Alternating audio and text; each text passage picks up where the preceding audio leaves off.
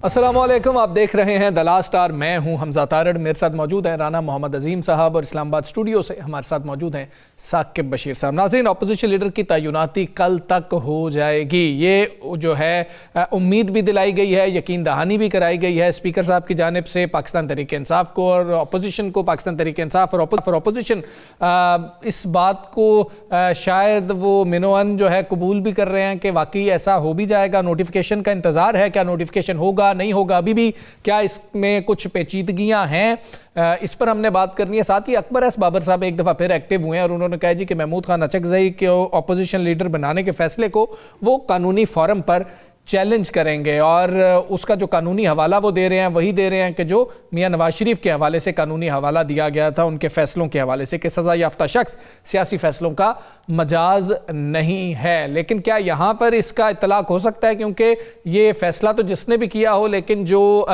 दस्तखत हैं वो तो नुमाइंदों के मौजूद हैं जो इस वक्त नेशनल असम्बली के नुमाइंदे हैं। इस पर हम बात करेंगे। पीपल्स पार्टी का पार्लिमानी इजलास हुआ है, आपको पता है कि एक एपिसोड हुआ हुकूमत के साथ के ऑर्डिनेंस जारी हो गया, सदर साहब ने दस्तखत नहीं किए हुए थे, तो अब ये इजलास हुआ है, उसमें नून लीग से दूरियां खत्म करने का फैसला किया गया है। ईरान पर हर गुजरते लम्हे के साथ अमरीकी हमले का जो है उसका इम्कान बढ़ता चला जा रहा है। अब जो आला हुकाम हैं दोनों ममालिक के, उनके राबते भी मुनक़ता हो चुके हैं, यानी कि स्टीव विटकॉफ का भी और अब्बास अराकची का भी। ये अब इनका आपस में कोई राबता नहीं हो रहा है। साथ ही अमेरिका ने जो अपने फौजी हैं अल उदैद एयरबेस वो कतर में है, दोहा से 50 किलोमीटर के फासले पर है तकरीबन, तो उधर से अपने फौजियों के इनखला का भी कहा है। तो ये भी इम्कानात हैं कि हमला किसी भी वक्त हो सकता है, लेकिन ईरान का मौक़िफ़ बहुत क्लियर है। अगर हमला होता है तो बहुत सख्त जवाब दिया जाएगा। मुज़ाकरात पर भी कुछ बात करेंगे। अच्छा राना साहब, ईरान और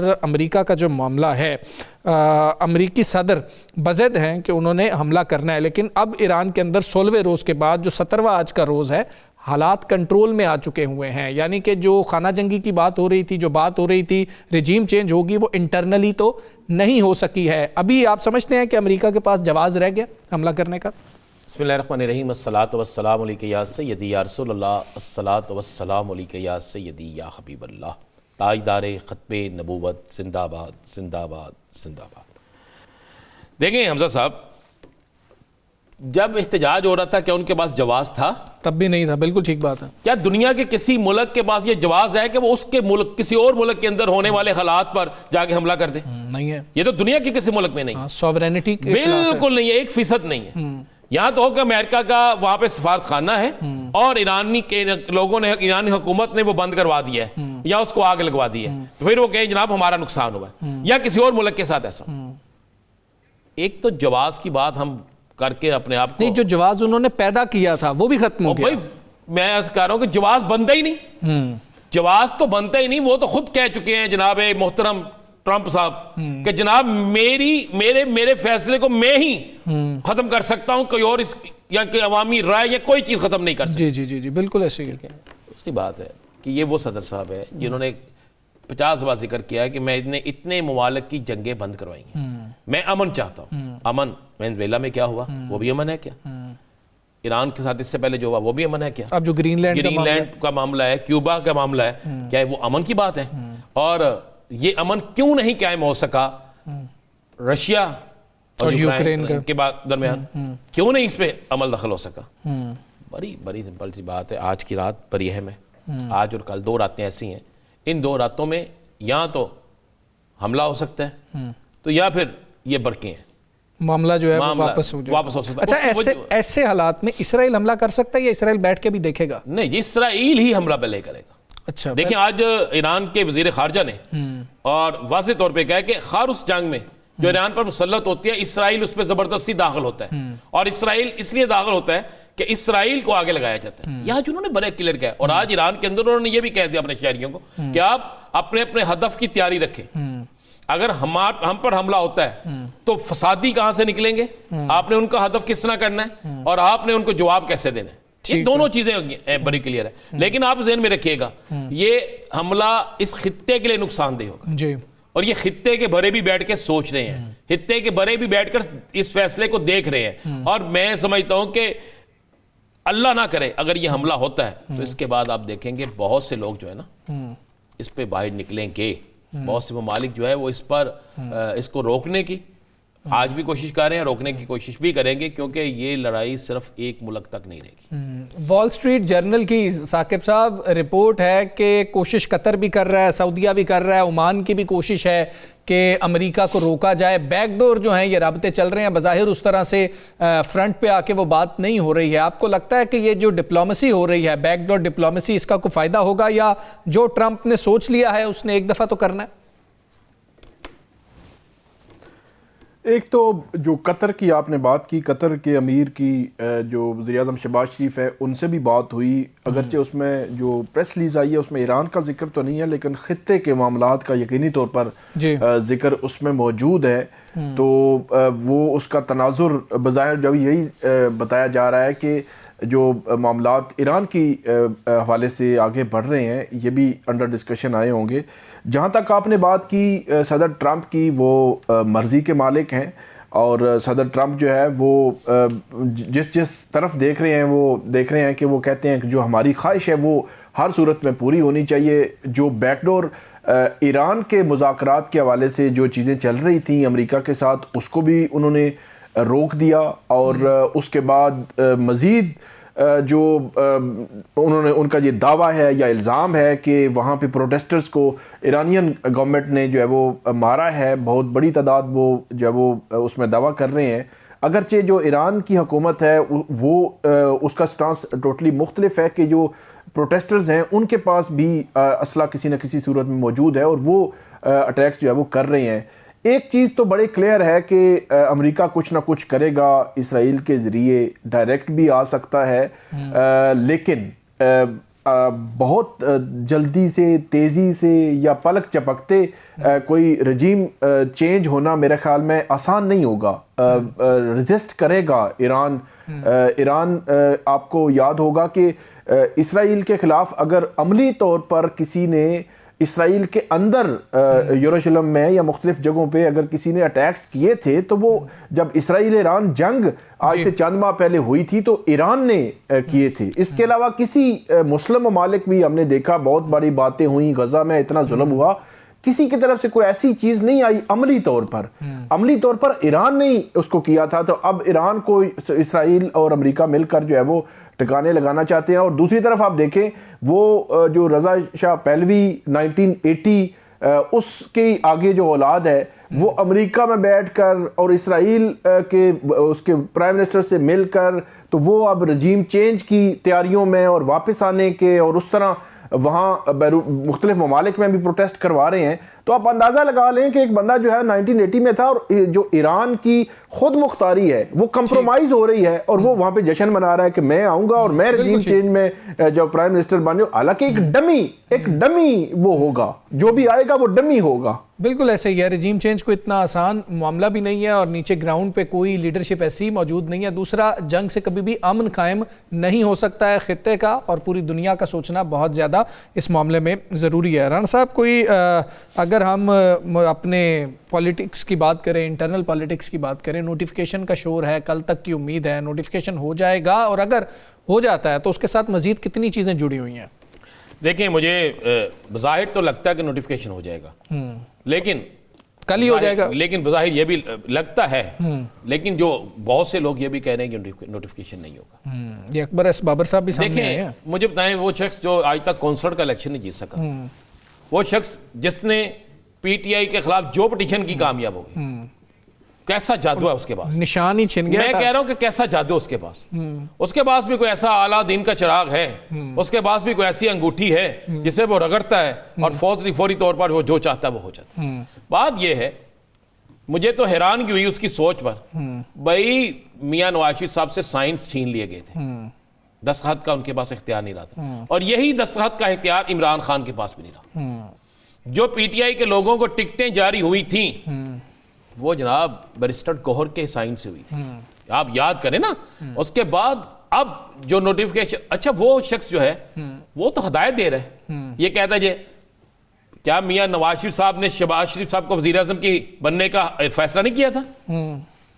क्या शहबाज शरीफ साहब पाकिस्तान से लंदन नहीं जाते थे? तब हालात ठीक थे और भाई ना राणा नहीं, साहब। कानून तो कानून होता है ना। फिर हालात ये अगर आप हम टीवी पे बैठकर ये बात करें कि बिल्कुल हालात ठीक थे या गलत थे, तो फिर हम भी गलत हैं। हमें वो हकायक सामने रखने चाहिए।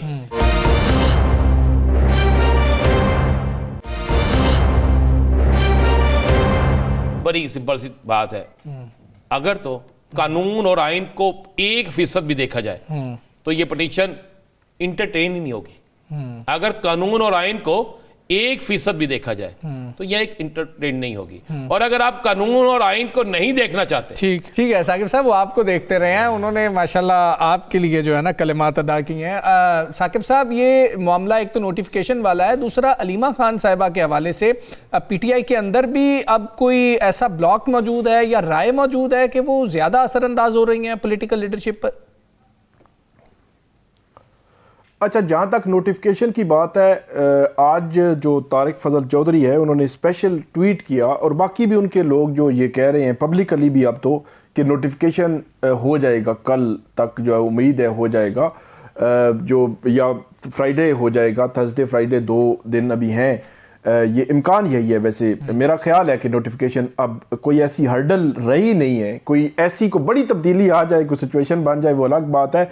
जो जहाँ तक बात है अकबर एस बाबर, वो मामला अलग है, वो एक दफ़ा नोटिफिकेशन हो जाएगा, फिर बाद में वो अलग थलग देखा जाएगा। दूसरी जो आपने बात की अलीमा खानम साहिबा, कल अलीमा खानम साहिबा ने वहाँ पे अडयाला जेल के बाहर गुफ्तगू की, वो बड़ी इंटरेस्टिंग गुफ्तगू उनकी, और उन्होंने रात को कयूम न्याजी साहब के साथ एक वीडियो भी वायरल हुई जिसमें वो बात कर रही हैं कि कश्मीर के लोग कहाँ पे हैं, पीटीआई कश्मीर के, तो वो गिला भी कर रहे हैं, कयूम न्याजी साहब को सख्ती भी कर रहे हैं। अलीमा खानम साहिबा ने वहाँ जो रिपोर्टर्स थे उनके साथ बातचीत की, और उन्होंने ये कहा कि अब बाबों का वक़्त ख़त्म हो गया है, वो जो बूमर्स हैं उनका वक़्त जो है वो ख़त्म हो चुका है। अब जेन ज़ी जो है वो, या उन्होंने बल्कि कहा कि जो अल्फ़ा जो हमारी जनरेशन है ना, वो उसने बाहर निकलना है, उसने तब्दीली लानी है। बल्कि उन्होंने ये कहा कि 8 फरवरी भी जो हमारा प्रोटेस्ट होने जा रहा है या हमारी जो हड़ताल होने जा रही है, उसको भी ये जेन ज़ी जो है ये कामयाब बनाएंगे। तो जो अलीमा खानम से फिर उन्होंने सुहेल खान अफरीदी की तारीफ की, बार बार तारीफ की, और कयूम न्याजी साहब को ठीक ठाक उन्होंने उनके सख्ती भी की। तो उन्होंने सुहेल खान अफरीदी को नौजवान और नौजवानों का लीडर जो वो करार दिया। तो एक जो सोच है, एक सोच में जो आप स्पेस कह रहे हैं, कह सकते हैं कि पीटीआई की लीडरशिप और अलीमा खानम साहिबा के दरमियान आ रही है, वो बज़ाहिर यही है। वो इसको इसी तरह ही पोर्ट्रे कर रहे हैं कि जो एक वेव चली हुई है जेन ज़ी की, कि वो जो है वो उनकी सोच अलग है, वो उनका काम करने का तरीका अलग है, और उनके अंदर जो ताकत या स्पिरिट होता है वो मुख्तलिफ होता है। वो ये समझ रही हैं, पुराने लोग हैं वो उसको सियासत की नज़र से देखते हैं। बिल्कुल ठीक है, वो ये समझ रही हैं कि जो नौजवान नस्ल है ये ज़्यादा बेहतर तरीके से जो है शायद इमरान खान का मौक़िफ़ आगे रख सकती है। पाकिस्तान तहरीक इंसाफ पीपल्स पार्टी से भी नाराज़ है, सिंध हुकूमत से भी नाराज़ है, और जो पंजाब गवर्नमेंट है वो इस वक्त ये सोच रही होगी कि चले हमने अच्छा किया कि हमने बिल्कुल मार्जिन ही नहीं दिया, हमारे साथ भी वैसे ही किया पाकिस्तान तहरीक इंसाफ ने, हमसे भी उनका गिला बनता था, उन्होंने गिला किया, लेकिन सिंध हुकूमत ने तो उनको वेलकम भी किया, उसके बाद भी आखिर में गिला ही किया गया है। और कुछ खबरें ये चल रही हैं कि अजरक भी वापस कर दी गई है और सिंधी टोपी भी वापस कर दी गई है। साथ ही पार्लिमानी इजलास की बातें हो रही हैं कि पीपल्स पार्टी का पार्लिमानी इजलास हुआ है, नून लीग से दूरियां ख़त्म करने के हवाले से फैसला हुआ है। कादर खान मंदोखेल साहब हमारे साथ मौजूद हैं, उनको शामिल गुफ्तगू करेंगे। मंदोखेल साहब अस्सलाम वालेकुम, बहुत शुक्रिया आपका। सर पहले तो उस पर बात कर लेते हैं सुहेल आफरीदी साहब वाले मामले के ऊपर। सर नून लीग और पंजाब गवर्नमेंट तो रिलीफ फील कर रही होगी कि चले अच्छा हुआ कि हमने बिल्कुल स्पेस नहीं दी और हमारे बारे में ऐसे बयानात दिए गए हैं क्योंकि हमने तो चले स्पेस नहीं दी। सर आप लोगों ने स्पेस दी भी। हैदराबाद से वापसी पे पाकिस्तान तहरीक इंसाफ अब ये कहती है कि जी कि बिल्कुल जैसा पंजाब में हुआ हमारे साथ वैसे ही किया गया। आप लोग कैसा फील कर रहे हैं? हम बहुत अच्छा फील कर रहे हैं। हमें अपनी बात पे पछतावा नहीं है। हमने अपने मेहमान को प्रोटोकॉल दिए और मेहमान से हम एडवांस पे ये एक्सपेक्ट कर रहे थे कि वो जाते जाते वो गालियां जरूर देंगे, जो कि उनकी तरबियत है। और 2 दिन कराची और हैदराबाद के रोडों पे वो पीपल्स पार्टी के सिंध हुकूमत के शुक्रगुजार थे। और तो मैं ये सोच रहा हूँ कि वहाँ जो खुली फजा मिली थी उनको, और हैदराबाद कराची के रोडों पे और एयरपोर्ट पे ये जो 25 करोड़ का दावा करने वाली पीटीआई है, सिर्फ कराची की आबादी लगभग 3 करोड़ है, हैदराबाद मिला के 4 करोड़ है, हैदराबाद मिला के 5 करोड़ हो जाते हैं। तो ये बाकी पूरा पाकिस्तान से इनके रहनुमा बुलाए थे, गाड़ी आई थी। तो कितने लोग हैं पीटीआई वालों से? मैं 3 दिन से पूछ रहा हूँ, कोई जवाब नहीं देता है। दूसरी बात ये कि आपने कहा कि उन्होंने सिंधी टोपी और अजरक वापस किया, कोई बात नहीं है, ये ज़र्फ की बात है। हमने तो इनको इज्जत दी है, हमने तो इज्जत की, जो ना वो चादर उनको दी है और उनको टोपी पहनाई है इज्जत वाली। अगर वो इज्जत नहीं समझते, और फिर मैं आपको याद दिला दूं, आपको याद हो जो इमरान खान साहब वजीरिस्तान गए थे और वहां के लोगों ने उनको पगड़ी पहनाई है, जो वहां का रिवाज है, और जब ट्रक पे चढ़ गए तो इमरान खान साहब ने ट्रक से वो पगड़ी नीचे किसी को पहन कर, याद है आपको सारे? तो ये तो हम एक्सपेक्ट कर रहे थे, इनकी तरबियत ऐसी है, अब क्या कर सकते हैं। अच्छा कादर मंदोखेल साहब, चले तहरीक इंसाफ का तो ये हो गया। एमक्यूएम कहती है कराची बचाओ मुहिम शुरू करने लगी है, तो एमक्यूएम वफाक में आपके साथ है, यहाँ पर कराची को किससे बचाना है? ये कराची बचाओ मुहिम क्या है? ये अपने मुखबरों से बचाना है, जैसे मुस्तफ़ा कमाल मुखबर खास है, और इसी तरह ये लोग कई दड़ों में हैं। आपको याद होगा मुस्तफ़ा कमाल साहब ने जो प्रेस कॉन्फ्रेंस की है, गाली गलौज की है। आज खालिद मकबूल सिद्दीकी चंड कहलाता था कल तक, वो आज उनका सरबरा है, और फारूक सत्तार अलग है। आपने कभी मुस्तफ़ा कमाल को गवर्नर हाउस देखा? नहीं, वो अलग ग्रुप है। वो सिर्फ एमक्यूएम बचाओ तहरीक है, कराची बचाओ क्या करेंगे? 40 साल से जो एमक्यूएम ने, और आज तक 47 साल तक वफाक और सिंध हुकूमत का हिस्सा है, क्या कराची में कत्ल गारत, ड्रिलें मशीनें मुखालिफ की घुटनों में, और क्या बोरी बंद लाशें, ये सारी कल्चर तो वो छोड़ के गए। तो आप कराची तो अल्हम्दुलिल्लाह, लोग ये कहते हैं गटर का ढकना नहीं है, रोड खराब है, सीवरेज लाइन खराब है, वगैरह वगैरह। ये तो नहीं कहते कि कत्ल गारत एक एमक्यूएम का एमपी है और अंगी टाउन इलाका है, वहां कत्ल हुआ था, उसके बदले में 110 लोगों को उसी रात कत्ल किए। लोग यहाँ पे सुबह उठते थे तो कहते थे कि आज कितने कत्ल, 25-30, ये डेली का रूटीन है। आज अल्हम्दुलिल्लाह कराची में अमन तो है, यकीनन जो तरक्याती काम है, यकीनन जो सीवरेज पानी के मसाले वो जरूर है, इसको हम मानते हैं, और इंशाल्लाह आहिस्ता आहिस्ता वो भी ठीक हो जाएंगे। ठीक है मंदोखेल साहब, शौकत बसरा साहब ने भी हमें ज्वाइन किया है, वो भी शामिल गुफ्तगू करेंगे। बसरा साहब अस्सलाम वालेकुम। सर कादिर मंदोखेल साहब भी हमारे साथ हैं, साकिब बशीर साहब भी हैं, राना अजीम साहब भी हैं। सर कादिर मंदोखेल साहब कह रहे हैं 3 करोड़ लगभग आबादी है कराची की, आप लोगों ने ऐसा क्या तीर मारा है कराची में? देखें, ये तो मेरे ख्याल में हर कोई देख रहा है कि जब इन्होंने हमें जलसा नहीं करने दिया, हमारा साउंड सिस्टम नहीं लगने दिया, लाइट्स नहीं लगने दी, स्टेज नहीं लगने दिया, बल्कि इन्होंने यहाँ तक दहशत गर्दी, गुंडागर्दी और बदमाशी की इस जाली हुकूमत ने, सिंध वाली ने, कि जिस रात हम लगा रहे थे तो वहाँ पर पुलिस की गाड़ियाँ आ गई, वहाँ गाड़ियाँ तोड़ी गई, लोगों को गिरफ्तार किया गया। लेकिन इसके बावजूद आप देखें, पूरे कराची की हर गली मोहल्ले में जलसा हो रहा था, लाखों की तादाद में लोग निकल आए। सुबह जब फिर हम लोग चले वहां से, जहां से सुहेल अफरीदी सब ठहरे हुए थे, वहां से रास्ते में हर जगह पे जलसे हो रहे थे।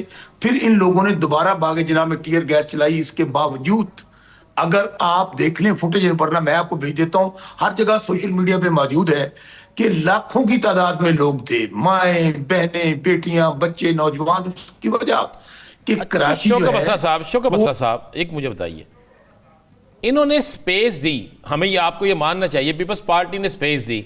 अगर पीपल्स पार्टी स्पेस ना देती तो हैदराबाद तक क्या लोग निकल सकते थे? पंजाब के अंदर आपको स्पेस नहीं मिली तो आपके लिए मुश्किलात पैदा हुई। ये तो जो उन्होंने स्पेस दी उसको तो मानना चाहिए ना। राना अजीम साहब, आपने बहुत अच्छा सवाल किया। आपको जब हमारा टूर प्लान हुआ तो इनके सारे मिनिस्टर शकील मेमन और नासिर शाह, कादिर मंदोखेल सब लोग आ रहे थे और ये हमें वेलकम कर रहे थे, बल्कि इन्होंने टीवी पे कह दिया कि हम आपको जलसे की इजाजत देते हैं। जब हम एयरपोर्ट पे उतरे तो सुहेल अफरीदी साहब को सैयद गनी साहब ने वेलकम किया, अजरक पहनाई, टोपी पहनाई, हमने इनका शुक्रिया अदा किया। लेकिन उसके 2 दिन बाद जब इन्होंने देखा कि कराची सारा बाहर निकल आया है, फिर उसके बाद हम अगले दिन हैदराबाद गए, सारा हैदराबाद सड़कों पर आ गया, तो इनकी कांपें टांग गई और जिन्होंने इनको मुसल्लत किया हुआ है उनकी जब आई तो फिर आपने देखा कि इन लोगों ने, हम बार बार कह रहे थे कि हमें एनओसी दें, इन्होंने हमें एनओसी नहीं दिया। हाँ, मैं आपकी बात मानता हूं कि स्पेस दी इन लोगों ने, लेकिन आप इनका अमल बाद में देखें कि जो वो टोपी पहनाई गई थी, तो हम वो तो टोपी ड्रामा निकला कि ये सारा फ्रेब का काम था, झूठ का काम था। आप फिर देखिए कि सिंध के लोगों ने, खुसूसन हैदराबाद और कराची के लोगों को मैं सलाम पेश करता हूं कि जिस तरह वो जोश, जज्बे और जुनून के साथ निकले। क्योंकि आपको पता है टोटल 22 सीटें हैं कराची के अंदर, उनमें से 21 सीटें 8 फरवरी को तहरीक इंसाफ ने जीती थी, और इन्होंने जो हर हरबा इस्तेमाल कर लिया, इसके बावजूद आप देखें ना कि लोग जोक दर जोक निकले, इस तरह नौजवान नारे लगा रहे थे। चूंकि अब वैसे तो पूरा पाकिस्तान इमरान खान का है, कराची तो खास तौर पे 8 फरवरी के मुताबिक 21 सीटें हमारी थीं, इसलिए आपने देखा कि जिस तरह लोग 8 फरवरी को निकले, इसी तरह सुहेल अफरीदी जो इमरान खान का सिपाही है, उनको देखने के लिए, उनको सुनने के लिए लोग निकले। अभी तो डर ये देखें कि अभी तो सिपाही निकला है। आज समझ आ गई पूरी कौम को, पाकिस्तान को, दुनिया को कि क्यों इमरान खान साहब पे झूठे मुकदमे हैं, क्यों उनको रिहा नहीं किया जा रहा, क्यों आइसोलेशन में डाला हुआ है। इसलिए कि जब इमरान खान जेल से बाहर आएगा तो ये फार्म 47 की जो जाली हुकूमत है, ये फ्रॉड निजाम है, ये जाली असम्बलियां, सब कुछ खत्म हो जाएगा।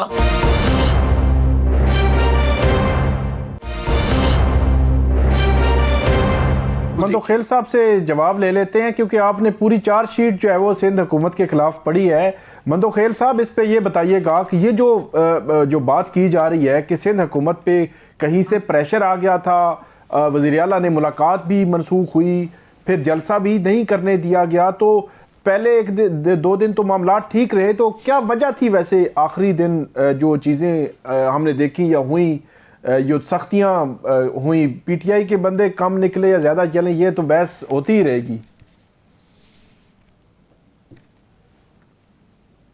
साकिब बशीर साहब, पहले ये बताए 2 दिन तक जब ये हमारे शुक्रगुजार थे, सिंध हुकूमत की शुक्रगुजार थे, तो कितने लोग एयरपोर्ट पे थे? 4 करोड़ 5 करोड़ आबादी वाले 2 शहरों में, ये तो सवाल ये गोल कर गए। दूसरी बात ये कि हफ्ते वाली रात 6 बजे, हालांकि हम ये कह सकते थे कि जिना ग्राउंड और कैद आज़म मज़ार वफाकी अदारे के अंडर है, हमारे अंडर नहीं, हम बना सकते थे, एनओसी वो नहीं दे रहे। हमने वहां से भी लड़ झगड़ के एनओसी ला की दी है।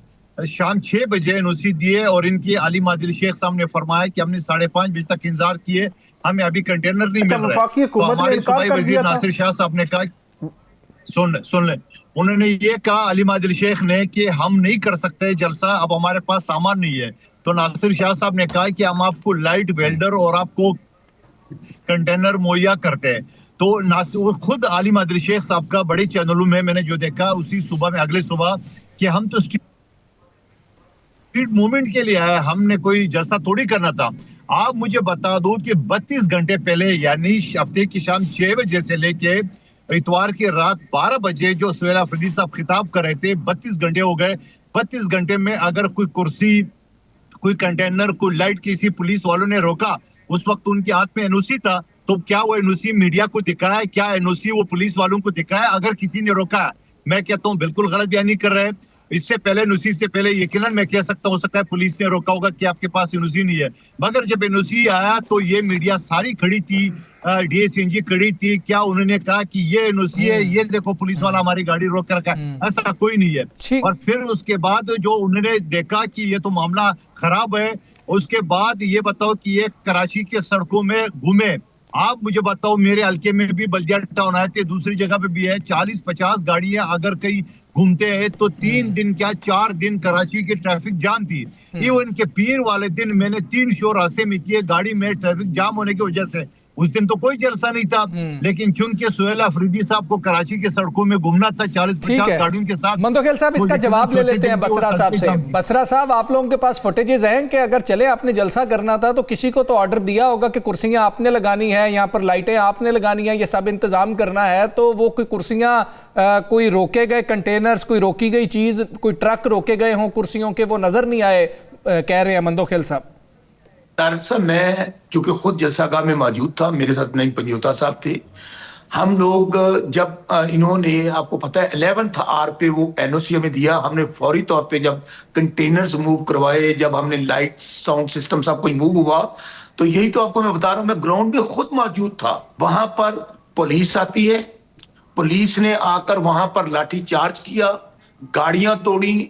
मैं और नहीं पंजोता साहब बड़ी मुश्किल से वहां से निकलकर हम बाहर गए, बागे जनाब में हम खड़े हुए थे। दूसरी बात, आप मंदोखेल साहब 3 बातों का मुझे जवाब दे दें कि एक इलेक्टेड चीफ मिनिस्टर, जब हम हैदराबाद से वापस आ रहे थे, हमारे रास्ते बंद किए गए। 7 घंटे के लिए उन्होंने बाकायदा हमारी लाइफ को थ्रेट दी चीफ मिनिस्टर साहब की, और जो काफिला उनके साथ था, बियाबान, जंगल, मोटरवे बंद कर दी गई। क्यों की गई? दूसरी बात, आप ये बता दीजिए कि अगले दिन जब हम जुलूस लेकर निकले तो हर जगह पर कंटेनर्स मौजूद थे, जो हमारे लोगों ने दूर की रुकावटें, और वो वहां से निकल के आगे आ गए। चलें, इन बातों को भी छोड़ देते हैं। कादर मंदोखेल साहब, दुनिया तो आपने खुद देख ली, आपको भी पता है, इत्तेहाद टाउन, बल्दिया टाउन में खुद गया था, मेरे पास फुटेज मौजूद है। बाकी जनाब में तो लाखों लोग मौजूद थे ना, हजारों लोग रास्ते में इस्तकबाल कर रहे थे, फूल निछावर कर रहे थे, और जिए इमरान, इमरान खान जिंदाबाद के नारे लग रहे थे, सुहेल अफरीदी के नारे लग रहे थे। मेरा आपको चैलेंज है कादर मंदोखेल साहब, आप एक काम कीजिए, आप इस लाइव प्रोग्राम में हम कर रहे हैं, आप हमें नोटिस दीजिए 2 दिन का और एनओसी दें, हम दोबारा बागे जनाब में आते हैं, और इतना बड़ा जलसा होगा कि जिसको कम से कम, फिर आप कादर मंदोखेल साहब मेरे साथ रहिएगा, हम दोनों चूंकि ग्राउंड में अब टेलीविजन पे मौजूद हैं, लोग तो करते हैं ना 2-2 महीने के नोटिस पे जलसे, 2 दिन दोबारा हमें दें, हम दोबारा वापस आते हैं, ताकि पूरी कौम और दुनिया दोबारा देखे कि इमरान खान साहब का तो नाम चलें पूछ लेते हैं कादर मंदोखेल साहब से, पूछ लेते बसरा साहब पूछ लेते हैं जी। कादर मंदोखेल साहब, बसरा साहब कह रहे हैं जी 2 दिन दें। एक तो ये कि दुनिया की तहरीकें जो चलती है वो वज़ीर आला नहीं चलाते, पार्टी चलाते हैं। पार्टी का सरबराह इस्लामाबाद में था और लोगों से ट्विटर के जरिए दरखास्त करे थे कि खान का नुमाइंदा है, लोग शिरकत करें। ये ट्विटर आपने भी देखा होगा गौर खान का। दूसरी बात ये कि तहरीकें जो है ना वो एनओसी और एक दफा 144 की वो इंतजार नहीं करते। तीसरी बात ये कि जो ये बता रहे कि मैं ग्राउंड में मौजूद था, आपके सामने सारी मीडिया खड़ी थी, क्या आपने मीडिया के सामने एनओसी और गाड़ी आपकी कुर्सियों वाली या कंटेनर वाली आपने दिखा? एक भी नहीं था, नंबर 1 बात। दूसरी बात, जो आप कह रहे कि हम हैदराबाद से आ रहे थे और रास्ते में रुकावटें थी, तो मेरे भाई अभी इस शो से पहले आलमगीर साहब आपका न्यूज चैनल पे मेरे साथ ही देख लीजिए, और वहां हैदराबाद और कराची ना की सीध में एक रोड है, बीच में कोई रास्ता कच्चे वच्चा नहीं है, रोड है अगर जा रहे हो तो। लेकिन अगर हैदराबाद से आप निकले बजाय कराची आने की, आप ठटक के रास्ते से, यानी ऐसे मैं मिसाल दूं, आप कराची हैदराबाद से वाकिफ नहीं है, अगर कोई बंदा इस्लामाबाद से पेशावर जाए तो बजाय मोटरवे की वो डेखा से होता है पेशावर जाए तो 10-12 घंटे तो लग रहे। इन्होंने क्या किया, बजाय उस सीधे रोड जाने के दूसरे जिले से होते हुए ये कराची पहुंचे, तो यकीनन उसको टाइम लगा होगा। और वो सिंगल रोड है 6-7 फुट का, जहाँ 40-50 गाड़ियां यकीनन उनके साथ होंगे, वो जब जा रहेंगे तो रोड तो ब्लॉक होगा। तो मेरे भाई आप मुझे बताओ कि मोटरवे जिसको आप कहते हैं कराची हैदराबाद रोड पे, एक मुझे आप फुटेज वीडियो दिखा दे जो हुकूमत को रास्ता रोका होगा। नंबर 1 बात। दूसरी बात ये कि आप मानते क्यों नहीं है कि 4 करोड़ वाली आबादी शहर में आप जा रहे थे, हुकूमत की आप शुक्रगुजार थी, आपके एयरपोर्ट पे कितने लोग थे? आप भी पंजाब से पहुंचे हुए थे, दूसरे लोग भी पहुंचे हुए थे, गाड़ियां भी पहुंची हुई थी, तो कराची वाले किधर थे? हाँ, मेरे हल्के में जो आप गए हो बल्दिया टाउन, वहाँ खैबर चौक है, मैं वहां पे 2 गाड़ियों में जाता हूं तो वो चौक कच्चा कच भरा, और आपने देखे वो चौराहे में जो है ना वो ठेले खड़े, वो तो वैसे ही जाम होता है सारे दिन। मेरा ड्राइवर बराबर में सुन रहा है, हमारा रोज का वहां से गुजरना होता है, पर खुदा का वास्ता किसको बेवकूफ बना रहे। इसी तरीके से मैं ये कहूंगा कि 9 मई के बाद आपने एक जो है ना जुलूस दिखाया पूरे पाकिस्तान में, पेशावर से हट के, और अभी पेशावर में जो आपने जलसा किया 12 साल की हुकूमत ने 25 लोगों को नोटिस क्यों दिए शोकाज लोग नहीं निकाल सके। ठीक है मंदोखेल साहब, बसरा साहब से जवाब ले लेते हैं इसका। मंदोखेल साहब, लोगों ने जूते और बोतलें फेंकी है। ठीक है मंदोखेल साहब, इसका जवाब ले लेते हैं बसरा साहब से। बसरा साहब, एक ये कि आपको एक रूट दिया गया था क्योंकि वजीर आला थे, इसलिए उनकी सिक्योरिटी की जमानत जो है वो भी सिंध गवर्नमेंट ने ली थी, तो जब आपको एक रूट दिया गया उसको फॉलो आपको करना चाहिए था, तो आपने जब फॉलो नहीं किया तो उसका फिर एतराज आपको नहीं करना चाहिए अगर आप एक ऐसी जगह पे चले गए। दूसरा ये सवाल भी बड़ा वैलिड था उनका कि अगर कोई ऐसी आप मूवमेंट चलाना चाहते हैं तो फिर आपके चेयरमैन साहब किधर हैं, उनको भी तो यहां पर होना चाहिए। ऐसा तो नहीं होना चाहिए कि सरकारी प्रोटोकॉल चाहिए वजीर आला का और वजीर आला फिर उधर आके सियासी एक्टिविटी कर रहा हो इस तरह की। तारड़ साहब और ये भी पूछ लें कि क्या इन्होंने वो अजरक और टोपी वापस की है? हाँ सर, ये भी सवाल शामिल कर लीजिए। बता दें कि आपने क्या अजरक और टोपी वापस की है? सुन ले, पहली बात तो राना अजीम साहब, साकिब बशीर साहब, तारड़ साहब, मैं फिर आपको अर्ज करूं कि हैदराबाद से कराची का रास्ता सफर जो है वो ज्यादा से ज्यादा 1.5 घंटे का या 2 घंटे का मैक्सिमम। हमें 11 घंटे लगे हैं जब इन्होंने मोटरवे बंद कर दी, क्योंकि चीफ मिनिस्टर साहब ने और काफिले ने सीधा उस ग्राउंड में आना था, बागे जनाब में हमने विजिट करना था। इन्होंने बंद करके ट्राले लगा के मेन रोड को बंद कर दिया। वो फुटेज मौजूद है जिसमें हम लोग ट्रालों की चाबियां ले रहे हैं, लेकिन वो उन्होंने नहीं हटाए। फिर हमें बियाबान जंगलों में आना पड़ा। Life was at risk, believe कीजिए। अच्छा, दूसरी बात, इनसे ये पूछ लें कि आप कह रहे हैं कि साउंड सिस्टम नजर नहीं आया। ओ भाई, यही तो मैं आपको बता रहा हूं कि मैं चश्मदीद गवाह हूं कि वहां पर आपकी पुलिस आई, उन्होंने जो बंदे हम अंदर खड़े थे, कम से कम उस वक्त भी 4-5 हजार लोग आ गए। हम उनको इंटरव्यूज दे रहे थे, सहाफियों को इंटरव्यूज दे रहे थे। वहां पर आपकी जो पुलिस जो थी, उन्होंने लाठीचार्ज शुरू कर दिया। तो कहां से साउंड सिस्टम आना था? अच्छा, दूसरी बात, इनसे ये पूछ लें कि चीफ मिनिस्टर तो कह रहे थे मैंने मुलाकात करनी है, उनकी कांपे क्यों टांग गई? उन्होंने मुलाकात क्यों नहीं की चीफ मिनिस्टर ने? बाकी बात रही आपकी कि बैरिस्टर गौहर वाली, देखें सेक्रेटरी जनरल साथ थे, हमारे लोग पंजाब से भी और साथ थे, पूरी सिंध की क़यादत मौजूद थी, हमारे दाऊद शाह आए हुए थे बलोचिस्तान से, हमारे जो सदर हैं। इसलिए, और सबसे इंपॉर्टेंट बात, मैंने इनको दोबारा ये कहा है, मंदोखेल साहब पतली गली से ना निकलें, मेरा चैलेंज मौजूद है आपको। मैं फिर दोबारा कराची के लोगों को मैं कहूंगा, love you Karachi, love you Hyderabad. यकीन माने स्वाद आ गया है।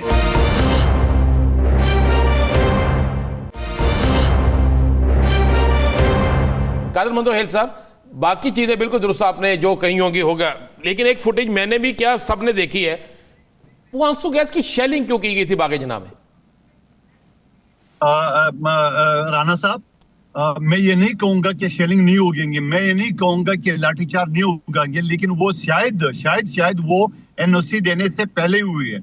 और फिर आपको याद होगा कि हमने बहुत बड़ा रिस्क लिया है, क्योंकि बीबी शहीद की जो ना वो कत्ल हमें याद है।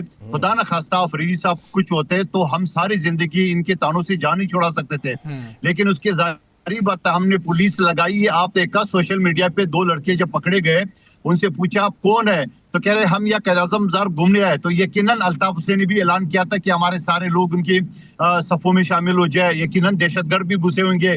हमने एक तरफ जो ना उनको प्रोटेक्शन दी है, और अब प्रोटेक्शन में अगर मैं नहीं कहता हूँ बसरा साहब ने मीडिया की गाड़ियों के ऊपर पथराव की, उसी शरपसंदू नहीं किए, उसको जो ना वो हटाना पुलिस का काम था। मैं ये नहीं कहूंगा कि कोई और किसी ने कानून हाथ में लेने की कोशिश। अब पुलिस वाले का सर किसने पड़ा? वो पीपल्स पार्टी ने पड़ा।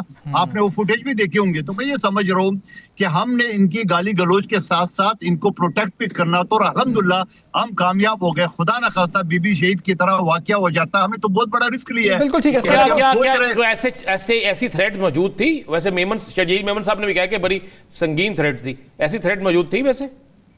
देखिए शर्जील मेमन साहब के वजीर है, उन्होंने जो बात की है मैं कहता हूँ दुरुस्त किया होगा, लेकिन वैसे आपको पता है सियासी जलसे जुलूस में तकरीबकारी हुई, क्या इसी शहर में बेनजीर भुट्टो के ऊपर जो ना वो खुदकश हमला नहीं हुआ, जो हमारे 200 से ज्यादा जो ना हमारे जाले शहीद हो गया तो 18 अक्टूबर को। तो ये सारी चीजें हमने देख के भी हमने इनको इजाजत दी। क्या मरियम बीबी पंजाब में ये स्पेस दे सकती है जो, लेकिन को तो शुक्रगुजार होना चाहिए, मगर ये नाशुक्रे लोग सर आप ठीक कह रहे हैं, सर आप ठीक कह रहे हैं, एक चैलेंज कर रहे हैं बसरा साहब, कह रहे हैं दिन आप फाइनल करें, 2 दिन का आपने 48 घंटे का इनको अल्टीमेटम देना, ये जलसा करेंगे सर, इस तरह के चैलेंज को क्या करें?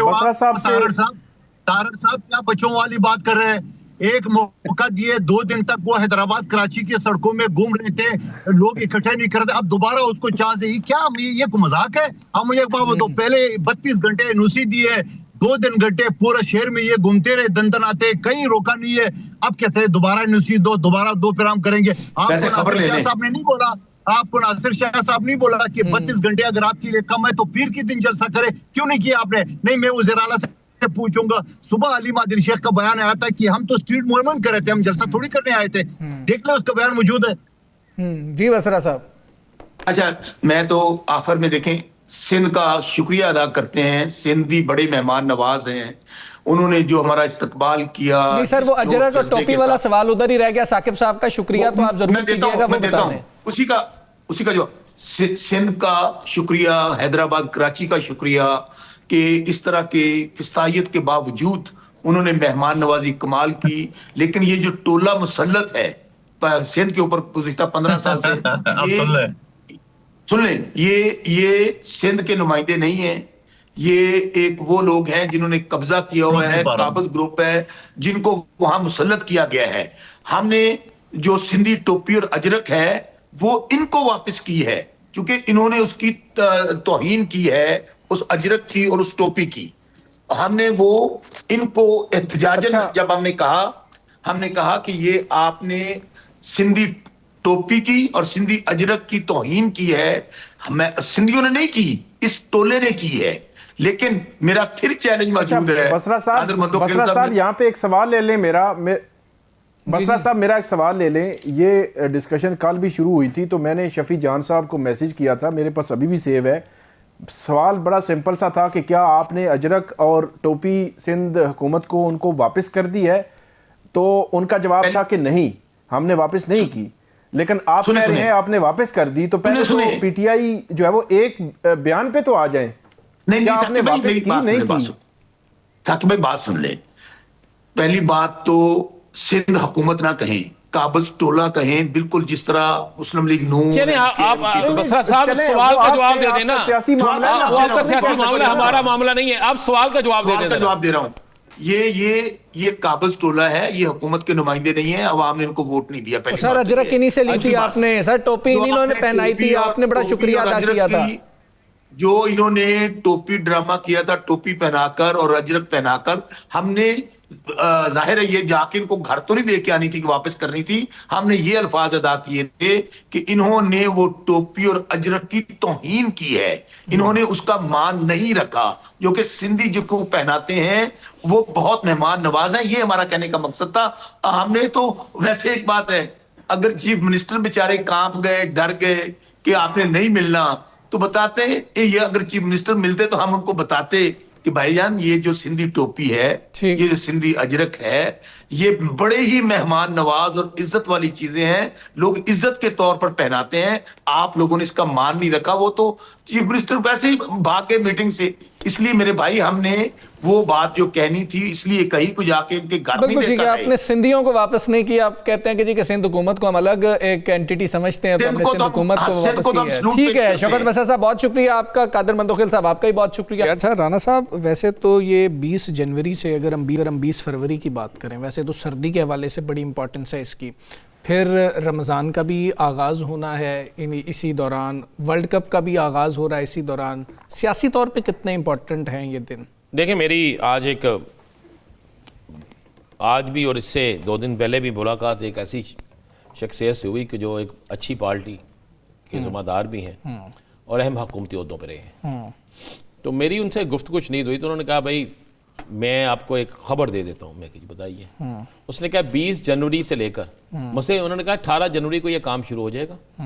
20 जनवरी तुम ज़हन में रखो, 20 जनवरी से लेकर 20 फरवरी तक आपको इतने बड़े सरप्राइज मिलेंगे सियासी कि आप सोच नहीं सकते। मैंने कहा जी क्या सरप्राइज होंगे? मैंने कहा मैं तो आपसे पूछने आया हूँ, ये जो एक इस्लामाबाद में बड़ी तेज़ी से गर्दिश कर रही हैं अफवाहें कौमी हुकूमत की, और ये बहुत से अचानक लोग बोलना शुरू हो गए हैं, बहुत से लोगों की ट्यून जो है वो चेंज होना शुरू हो गई है, बहुत से लोग जो हैं वो खुद भी ये कह रहे हैं कि कुछ होने जा रहा है, बहुत से तज्जियाकार जो हैं वो भी अब कौमी हुकूमत की बात करना शुरू हो गए, और अब मुख्तलिफ मजालिस में ये चीज़ें डिस्कस हो रही हैं। तो उन्होंने कहा जी बिल्कुल, मैं भी इसी तरफ इशारा दे रहा हूँ। मैंने कहा जी माना कि आपके तल्लुकात अच्छे हैं बहुत से लोगों से, तो ये क्या होगा? उन्होंने कहा जी अचानक से आपको ये सारी चीज़ें नज़र आएंगी। मैंने कहा अचानक से जंग लग रही है, उसके इम्कानात बढ़ रहे हैं, वो हो सकते हैं। उसने कहा नहीं, पाकिस्तान के अंदर सियासी जंग लगने जा रही है और एक बड़ी सियासी जंग लगने जा रही है ठीक है। और ऐसे सरप्राइज मिलेंगे। फिर उन्होंने मुझे आज कहा, उन्होंने कहा जी आज आपने वज़ीर ख़जाना की गुफ्तगू सुनी है? जी। मैंने कहा जी बिल्कुल सुनी है। उन्होंने कहा जी उन्होंने बिल्कुल बरमला कई चीज़ों का इजहार कर दिया है। उन्होंने कहा उसके बाद ये जो कहा जा रहा था कि नोटिफिकेशन अचानक नहीं हुआ, ये मतलब एक सदर ममलकत से ऑर्डिनेंस जो है वो बगैर उसके हुआ। उसने कहा ये किसकी तरफ इशारा है? उन्होंने कहा बहुत से लोग जो हैं वो अपनी पटरी से दूसरी तरफ चले जाएंगे और कुछ लोग पटरी के इस तरफ आ जाएंगे। ठीक है। उन्होंने कहा चेंजिंग होने लगी है, बड़ी चेंजिंग होनी है, सियासी चेंजिंग है और वो खैरत अंगेज होगी। बिल्कुल ठीक है, दिन अहम है। अच्छा साकिब साहब, ये NCCI अफसरान के खिलाफ FIA लाहौर और इस्लामाबाद के मुकदमात जो हैं ये कहाँ तक पहुँचे हैं और FIA की रिपोर्ट में क्या इंकशाफात किए गए हैं? अच्छा हमजा साहब, ये बड़ा इम्पोर्टेंट केस है। एक अपनी नोयत का मुख्तलिफ केस इसलिए हम कहते हैं क्योंकि NCCIA एक ऐसा इदारा बनाया गया है जो साइबर क्राइम्स हैं उनको कंट्रोल करने का ये काम करता है। लेकिन जो FIA है उसकी जो रिपोर्ट है वो हमारे सामने पड़ी हुई है और FIA की रिपोर्ट में बड़े खौफनाक इंकशाफात ये हैं। एक तो वो कहते हैं कि 27 अक्टूबर 2025 को ये पहले रिपोर्ट हो चुका है कि ये मुकदमा दर्ज हुआ था लाहौर में और दूसरा मुकदमा इस्लामाबाद में दर्ज हुआ था 8 नवंबर 2025 को। अच्छा, जो 27 अक्टूबर वाला मुकदमा है उसमें 9 जो अफसरान समेत जो NCCI के एहलकार थे, सरफराज चौधरी साहब उसमें नामी ग्रामी हैं। और दूसरा जो मुकदमा है पिंडी वाला, इसमें 13 लोग हैं। 13 ये और 9 वो, आप अंदाज़ा लगा लें 22 ये लोग बनते हैं। एक बड़ी तादाद है। Additional director, deputy director, assistant director, मतलब टॉप लेवल की हायरार्की उनमें शामिल है। अच्छा, जो मुकदमा है लाहौर का, इसमें इस वक्त तक 4,25,48,000 रुपए रिकवरी हुई है और रावलपिंडी के मुकदमे में 15 लाख रुपए रिकवरी हुई है। और रिकवरीज भी उन्होंने जो लिखी हैं, एक अफसर की रिकवरी जो है लिखी हुई है, सरफराज चौधरी साहब की अलग कि उनकी रिकवरी जो है तकरीबन 1,12,00,000 है। बाकियों की भी इसी तरह लाखों में रिकवरीज हैं जो अफसरान हैं। प्रोग्राम का वक्त खत्म हुआ।